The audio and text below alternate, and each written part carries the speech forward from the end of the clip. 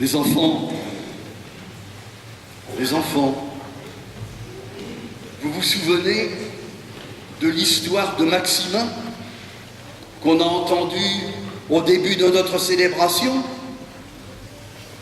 Ce Maximin qui était tout heureux parce qu'il l'avait découvert en songe, tout heureux de recevoir Jésus chez lui. Ce Maximin tout heureux, et puis ensuite très déçu parce que viennent sonner à sa porte 3 visiteurs, ses 3 voisins qui ont quelque chose à demander, et Jésus, jamais. Et ce Maximin, heureux, ensuite déçu, et tout étonné de découvrir qu'il a raté la visite de Jésus, qui est venu, et qu'il n'a pas pu reconnaître. Alors, il va se rattraper, courir, chercher ses 3 voisins visiteurs, et passer, nous dit le conte, une magnifique soirée de Noël. C'est une belle histoire, celle de Maximin. Mais sincèrement, personnellement, je la trouve étrange et même bizarre. Et figurez-vous que, en lisant le récit de la naissance de Jésus, tout de suite, j'ai cru mieux comprendre ce qui était arrivé à Maximin. Dans l'évangile qu'on vient d'entendre, il y a un mot qui a été pour moi comme un indice qui m'a mis sur la voie. Ce mot, c'est le mot signe. L'ange vient voir les bergers. Je vous annonce une grande nouvelle. Vous est né un sauveur, et voici le signe qui vous est donné. Le signe. Les enfants, vous savez ce que c'est qu'un signe? Si par exemple, avec ma main, je fais ce geste-là,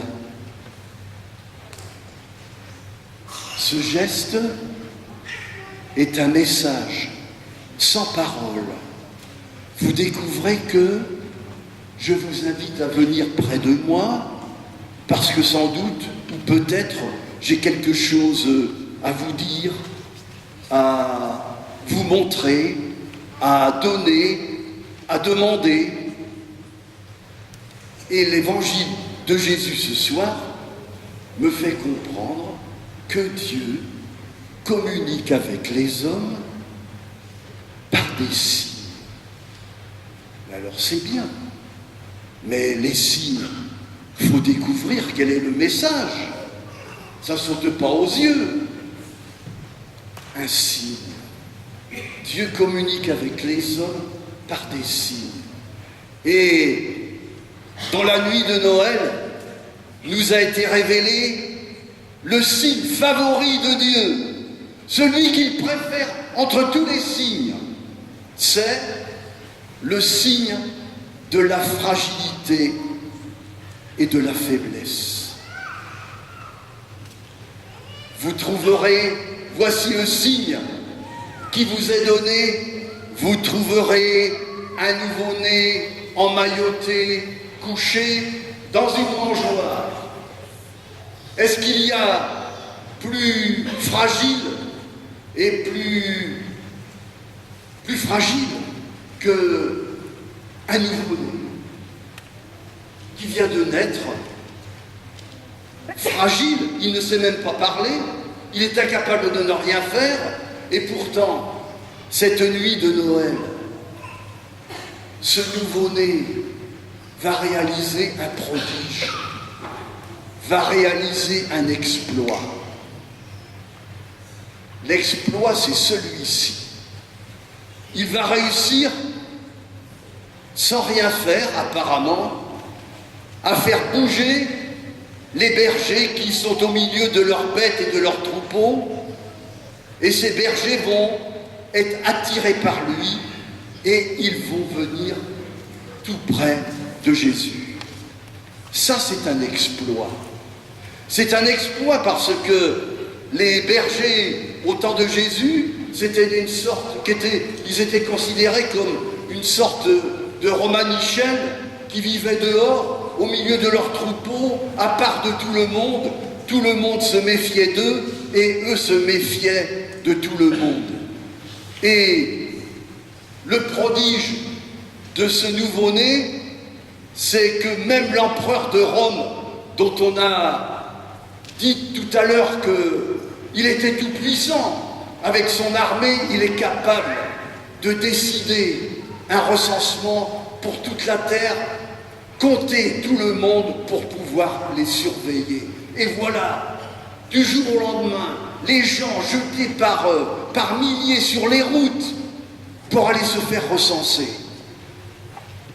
Mais cet empereur si puissant n'a rien pu faire avec les bergers.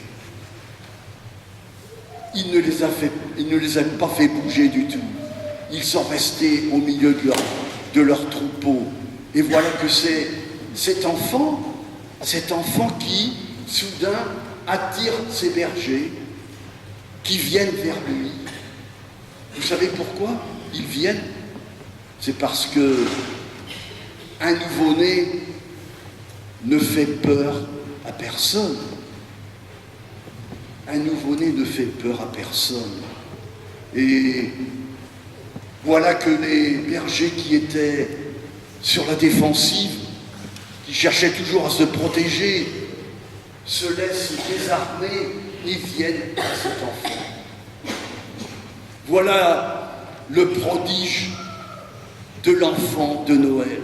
Et il me semble que ce nouveau-né, nous en avons un besoin urgent dans notre monde, dans notre Europe, dans notre pays, qui va bientôt s'engager pendant 3 mois à essayer un dialogue entre les citoyens et leurs élus.